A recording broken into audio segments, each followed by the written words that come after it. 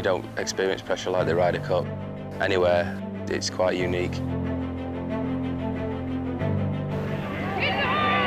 Let's hold it. It's an opportunity for us here in the United States to represent our country. That's an honor. Something you've been proud to be a part of. Brilliant, quite brilliant. It was one of those moments I'll never forget, that's for sure.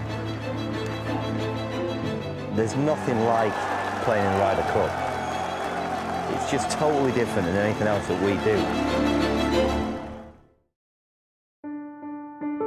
The eyes of the sporting world are firmly fixed on Minnesota as America and Europe's best golfers prepare for the 41st Ryder Cup.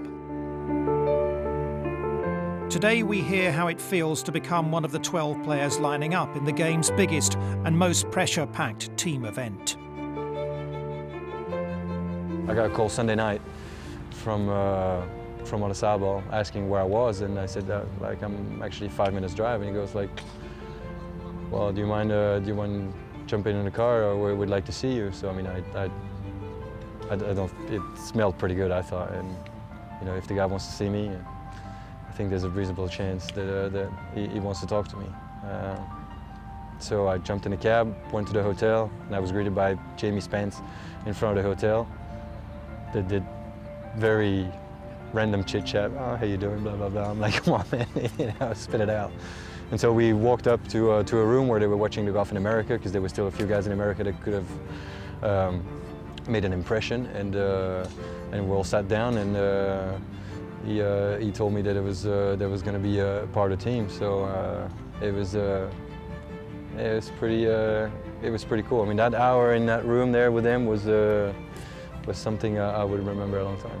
I still have to apologize to my mom, because I got so caught up in that I didn't even call her to say I was in the team, so she had to wait till the next morning to find out, and she didn't really like that. Well, it's a tournament that everyone wants to play in. Everyone wants to represent Europe. Obviously, all the great players play in it. All the teams down the years, we've had all of our top players have always been a huge part of it. So I've always wanted to play in it. So to qualify for that team in '99, it was the first real time that I had a chance to qualify. Winning the Open helped, but you know, I could have lost the playoff in '99 and still got in the team, which was kind of satisfying. It didn't just because I won the Open. But to play in it was obviously huge. It's an event I've always enjoyed, and it was just what blew me away how big it was. It was a goal of mine from the whole of since I was a kid through childhood, was to sort of emulate my uncle and play Ryder Cup. So one of euphoric proportions, you know. I've always wanted to do it, and I made a sort of conscious effort to change a lot of stuff to try and make the team, and yeah, it was a dream come true.